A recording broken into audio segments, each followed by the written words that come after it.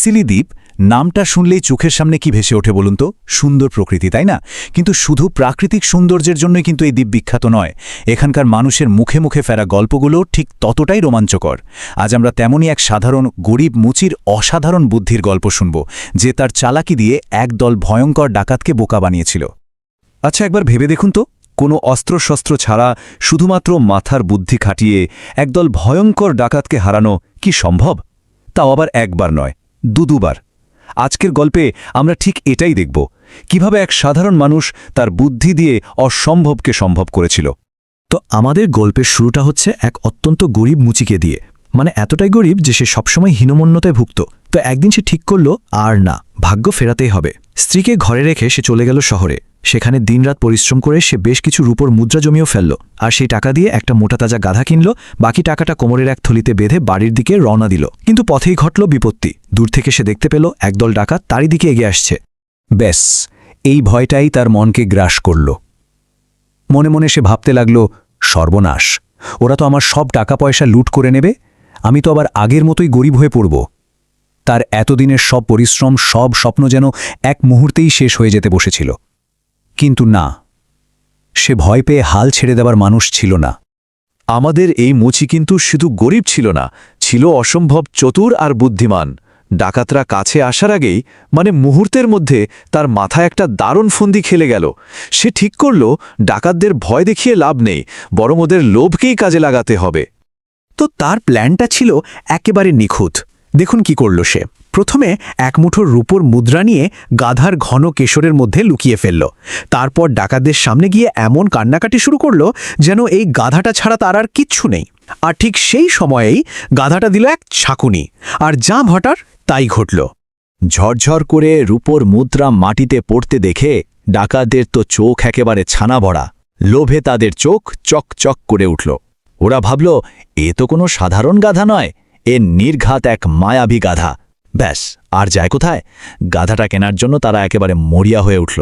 আর আমাদের মুচি, সেও কিছুক্ষণ নানা করার ভান করে শেষমেশ 50টা স্বর্ণ মুদ্রার বিনিময়ে গাধাটা বেচে দিল।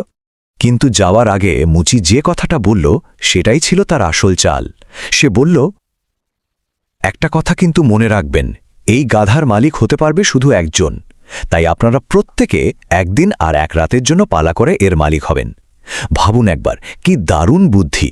এই একটা শর্ত দিয়েই সে নিশ্চিত করে ফেলল যে ডাকাতরা সবাই মিলে একসাথে তার চালাকিটা ধরতে পারবে না, আর এর মধ্যেই সে অনেক দূরে চলে যেতে পারবে। আর তার কৌশলটা দারুণ কাজেও দিল। প্রথম রাতে ডাকাতের সর্দার গাধাটা নিজের কাছে রাখল, কিন্তু কই, একটা মুদ্রাও তো পড়ল না। সে তো বুঝে গেল যে তাকে আচ্ছা করে বোকা বানানো হয়েছে। কিন্তু লজ্জায় দলের আর কাউকে সে কিচ্ছুটি বলল না। পরের জনের হাতে গাধাটা দিয়ে দিল। এইভাবে দলের প্রত্যেকে যখন একে একে চেষ্টা করল, সবাই বুঝল যে তারা বুড়িতরা ঠকে গেছে। এবার ভাবুন ডাকাতদের অবস্থা। যখন ওরা বুঝল যে সামান্য এক মুচি তাদের সবাইকে মিলে বোকা বানিয়েছে, তখন তাদের যা রাগে একেবারে অগ্নিশর্মা হয়ে গেল। তারা ঠিক করল, মুচিকে এর জন্য এমন শাস্তি দিতে হবে যা সে জীবনেও ভুলবে না। এই ভেবেই তারা আবার মুচির বাড়ির দিকে রওনা দিল। কিন্তু আমাদের মুচিও তো কম যায় না। সে এবারও তৈরি ছিল। দূর থেকে ওদের আসতে দেখেই সে তার স্ত্রীর সাথে মিলে একটা নতুন ফাঁদ পাতল। আর এবারের ফাঁদটা ছিল আগেরটার চেয়েও অনেক বেশি বড়, অনেক বেশি ভয়ঙ্কর। এমন এক ফাঁদ যা ডাকাতরা স্বপ্নেও কল্পনা করতে পারেনি। এবারের কৌশলটা ছিল আরও সাংঘাতিক। আগেরবার তো ছিল শুধু টাকার খেলা, তাই না? কিন্তু এবার মুচি একেবারে জীবন মৃত্যু নিয়ে খেলা শুরু করল। ডাকাতদের বোকা বানানোর জন্য তার এবারের অস্ত্র কি ছিল জানেন? একটা সাধারণ গিটার। ডাকাতরা যেই না এসে পৌঁছেছে, মুচি এক অবিশ্বাস্য নাটক শুরু করে দিল। সে তার স্ত্রীর সঙ্গে ইচ্ছে করে ঝগড়া বাঁধাল, আর রাগের মাথায় সবার চোখের সামনে স্ত্রীর বুকে ছুরি বসিয়ে দিল। ফিনকি দিয়ে রক্ত বেরিয়ে তার স্ত্রী মাটিতে লুটিয়ে পড়ল। ডাকাতরা তো দেখে একেবারে হতভম্ব, কিন্তু আসল চমক তো তখনও বাকি ছিল। মুচি শান্তভাবে তার গিটারটা হাতে তুলে নিয়ে বাজাতে শুরু করল। আর কি আশ্চর্য, তার স্ত্রী যেন ঘুম থেকে জেগে উঠে নাচতে শুরু করল। ডাকাতদের কাছে যেটা অলৌকিক ঘটনা বলে মনে হচ্ছিল, সেটা আসলে কি ছিল? আসলে পুরোটাই ছিল একটা সাজানো নাটক। শূকরের রক্ত আর মুচির নিখুঁত অভিনয়, এই দুটো মিলেই তৈরি হয়েছিল এই অবিশ্বাস্য দৃশ্য।